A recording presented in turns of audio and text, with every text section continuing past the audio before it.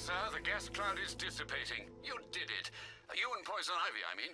We underestimated the humanity that remains within her. She's gone, Alfred.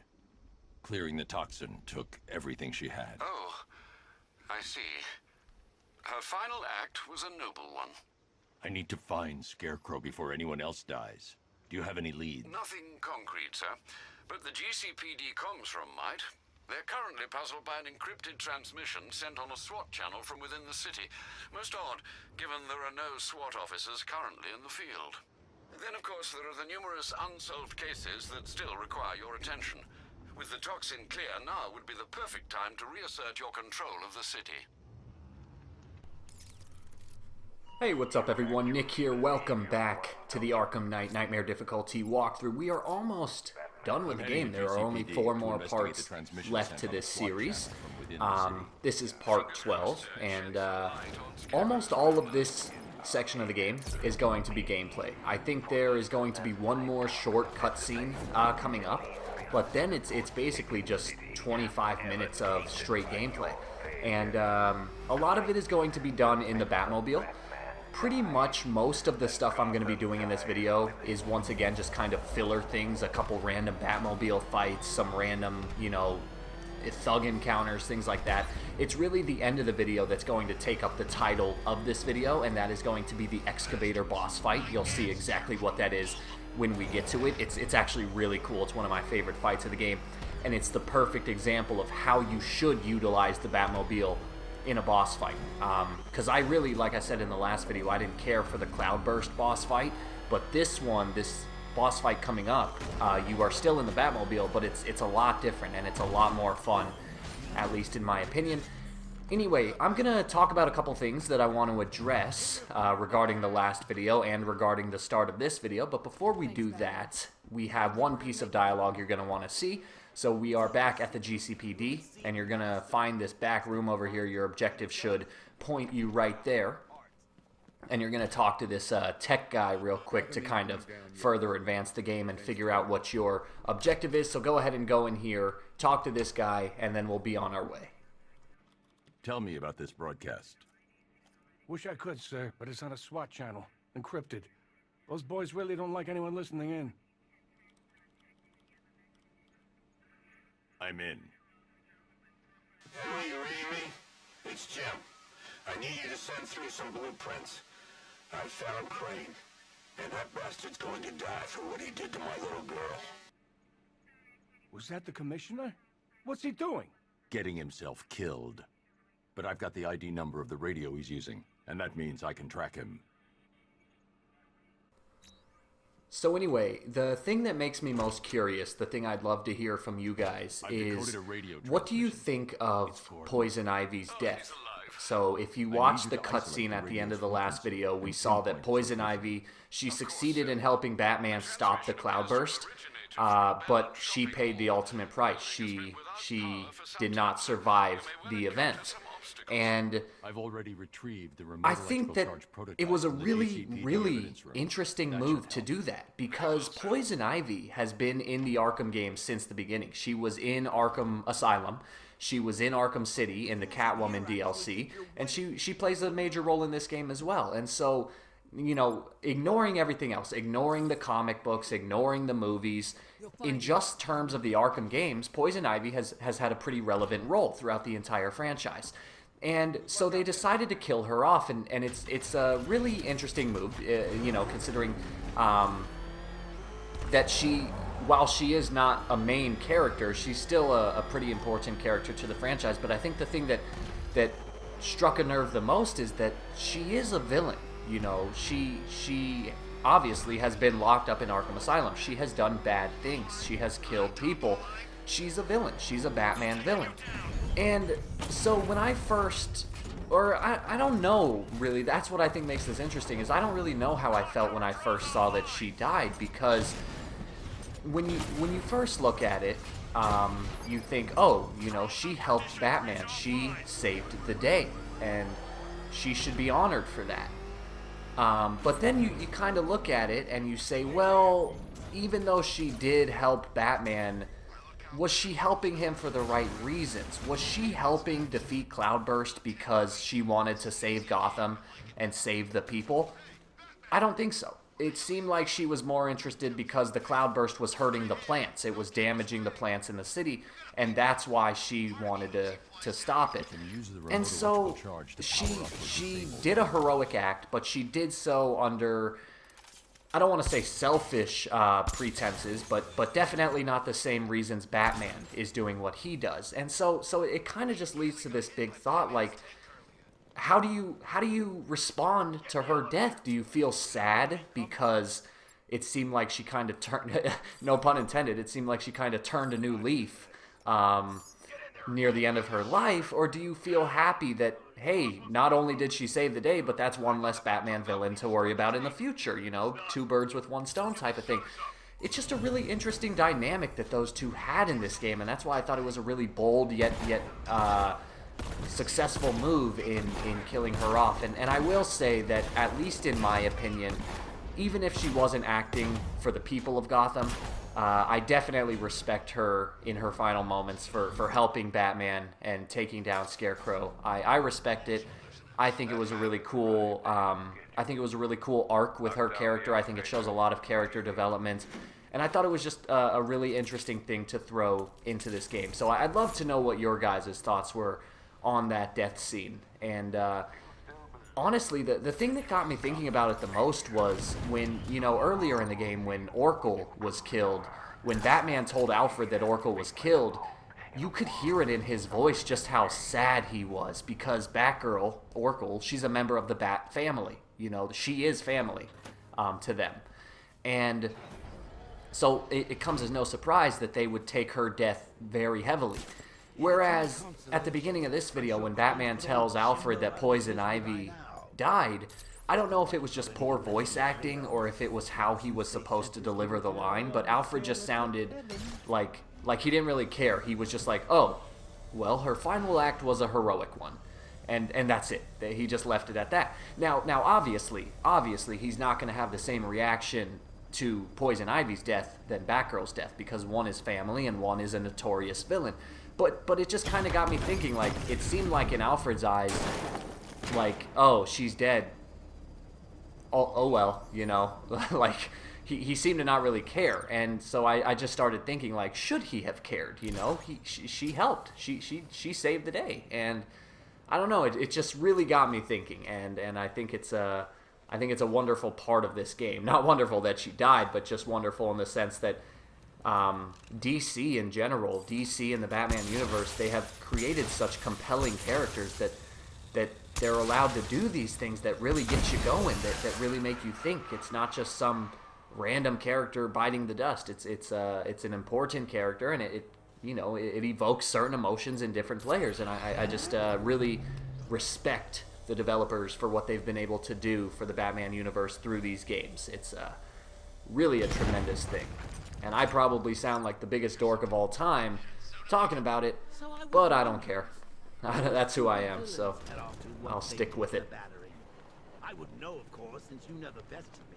But you think Arkham Knight is hanging out in some... So anyway, this part here, again, this is kind of just more filler stuff. We're trying to track down Scarecrow, track down the Arkham Knight. So if you remember, at the end of the last video, we did defeat Cloudburst, but the Arkham Knight got away. So he's not out of the picture yet. And this part here is just a little more tedious than anything. There are a lot of different levels here and a lot of different switches you have to find, a lot of different doorways hidden on the walls of this fan tunnel. So if you're getting stuck, just follow what I'm doing here and you should be able to find your way, no problem. Let's see, what else can I take up the time with? I think you guys will be excited to know I have officially started recording my Resident Evil 5 walkthrough. I'm doing something a little different with this walkthrough, and so as a result of that, I actually made an introduction video. So I made an introduction to the walkthrough, and the plan is to release that video on January 1st. That's how I'll kick off the new year, is with a walkthrough that I've really been looking forward to. And then I'll release the official first level of the game either on January 1st as well, or possibly January 2nd. I'm not sure yet. Probably January 2nd, because I like to usually do just one video a day. But that's a walkthrough that I've really been looking forward to. A couple other things. So I recently just got another donation to the channel, and with that money, I plan on buying a couple games. So 2 of the games, I've really been into Resident Evil lately, and I've expressed interest earlier in bringing all of the games to my channel. So two of the games I'm going to be buying with that donation are Resident Evil Revelations 1 and 2. Right now they're on sale on Xbox Live. You can get both of them for $26, which is insanely cheap, considering the normal price of one of them is like $20. So I'm going to be getting those 2 games. And then I'm also going to be getting the Arkham Origins Cold Heart DLC, which is something to this day I still have not played. And then I'm also going to be getting the Arkham Knight Season of Infamy DLC. And so I've decided, I was kind of upset because I was thinking, you know, after I'm done with this walkthrough, there will be no more Arkham games to bring to the channel, because I'm not going to be buying a PS VR system anytime soon, because that's just way too expensive. And so what I decided to do is I'm going to be playing all of the story-related DLC, and I'm going to bring that to the channel as well, just kind of for fun, because a lot of people seem to be enjoying these Batman games, and so I figured I would try to give as much content as I could. That being said, I should probably point out, a lot of you might not know this, but there actually is another game in the Arkham franchise that is considered canon. It's called Batman Arkham VR, and it's a PlayStation VR game that is exclusive to the VR system. Unfortunately, I think PlayStation VR is somewhere around $500, and there's just no way. There's no way I can justify buying something like that. Even if I did want to play the Arkham game, which I kind of do, I'm just not going to buy VR. I am not interested enough in VR to pay for it like that. You know, if Santa were to show up to my door with a VR system, well, hell yeah, I'd take it. But I'm just, I'm not in a place to buy one, because it's just not something. It's not that I don't have the funds to buy it. It's just that I don't think it's worth it right now. I think VR is still kind of in its early stages of development, and it's making rapid progress, but not enough for me to invest in it at this time. Need to neutralize him first. So yeah, but one thing that I think in terms of VR video games, I think the future is in horror games, because those are the most immersive types of games out there. Anyway, what you can do right here, a little special to get into this fight, is you can appear from behind the projector screen. Actually, I think you do have to. I think you have to do that to disarm that guy's bomb. But then right here, you're going to have a pretty large-scale combat fight. And, again, stick to the same standards. You're going to want to utilize that Batarang takedown move to take down multiple enemies with one attack. There are 2 medics in the area, so you're going to want to make sure you take them out as well. You can see the medic right now is off on the far side of the screen. He's already started reviving people. Or no, he hasn't, because I stunned him. So as soon as I can get over there, I'm going to try to take out that second medic. So there you see now he's kind of regained his bearings. He just brought back a guy to life, so now I'm going to focus on him, build up my combo, and then use the instant takedown on the second medic. And now from here it's just a bunch of regular soldiers. Sure, some of them have nice equipment, but shouldn't be a problem. From here it's pretty simple. Looks like I've kept the same combo going this entire fight. I'm currently at 55. I think my highest one in the game so far was like 62, which came earlier in the game. I don't know. Not really important. I'm just trying to remember. But there you go. Again, at this point in the game, these combat encounters should not really be a threat to you. You've done so many of them by this point that they should be just kind of like second nature. You think Barbara told them? Oh, those sidekicks of yours. But anyway, yeah, the Arkham Origins Cold Heart DLC, I still haven't played it, even though I love Arkham Origins, and even though Arkham Origins is probably my favorite game in the franchise. There is one story-related DLC, which is called Cold Heart, and if you remember, Arkham Origins takes place on Christmas Eve and Christmas Day. Cold Heart takes place on New Year's Eve and New Year's Day, and it's all about Mr. Freeze. Mr. Freeze tries to take over Gotham, and of course Batman sets out to stop him. Mr. Freeze made his appearance in Arkham City, and he was actually a boss fight back in Arkham City, and that was a lot of fun. Probably, actually, the best boss fight in the game. One of the best boss fights in the franchise, in my opinion. So yeah, I think that DLC will be pretty fun. And then Arkham City also has one DLC called Harley Quinn's Revenge, which I'll also bring to the channel. And then Arkham Knight has a lot of story-related DLC. There's a Batgirl mission, there's a Nightwing mission, there's a Robin mission, there's a Catwoman mission.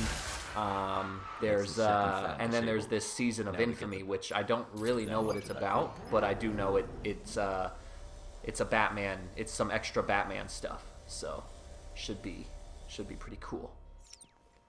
That's as the winch can take me. Alright, so now you're going to take remote control of the Batmobile. We are now down on kind of the lowest level of this tunnel.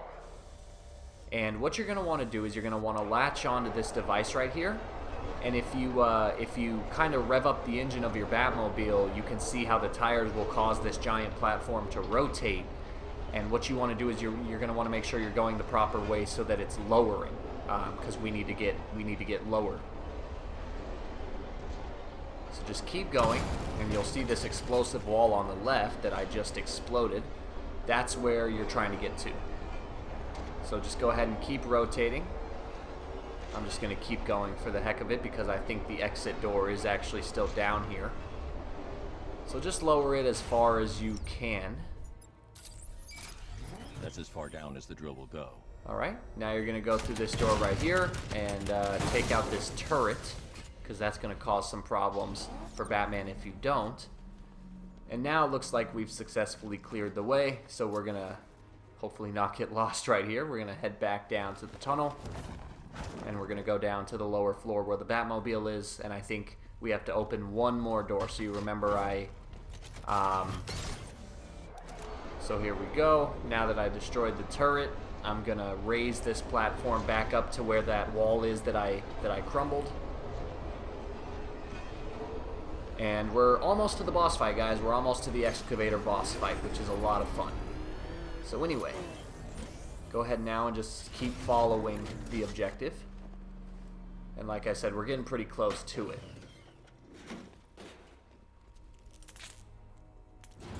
So it's 9 o'clock right now, and I decided to pop open an energy drink, 9 o'clock p.m.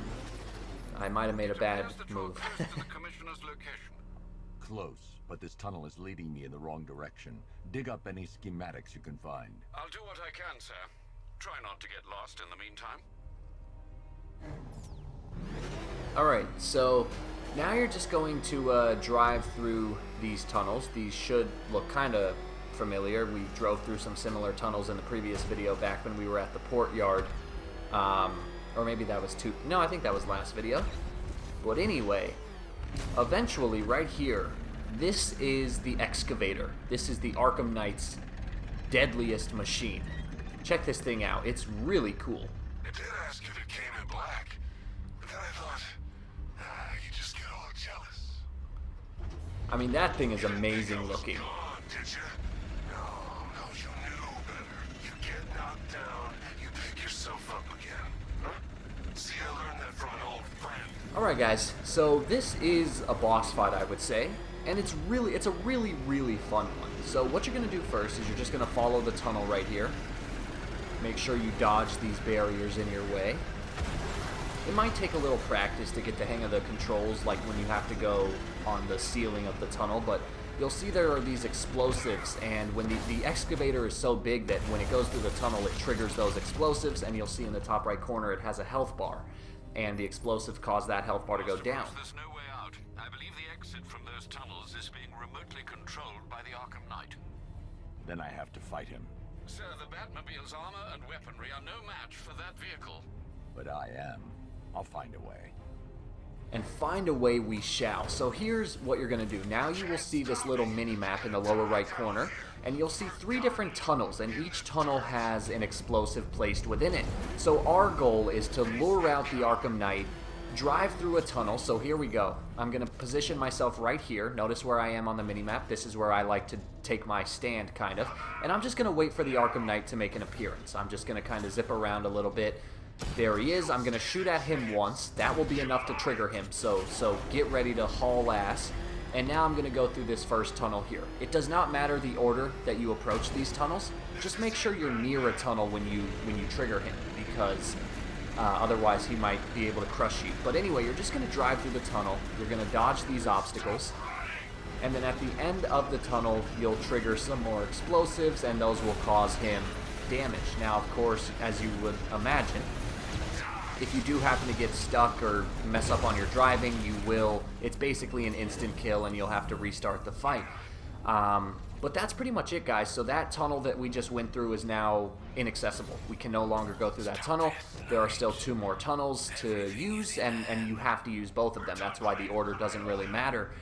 And that's pretty much it. That's the entire boss fight. You lure the Arkham Knight over to a tunnel, you drive through the tunnel, you get him to trigger the explosives, and he takes damage. And that's the boss fight. And so, on paper, it sounds kind of lame. It doesn't sound that fun, but it is a lot of fun, because it just kind of feels like Batman meets Need for Speed. Like, in the previous video, when we had to fight Cloudburst, it was using the Batmobile in a combat situation. You know, you had to use the missiles and everything, and that just wasn't a lot of fun, at least in my opinion.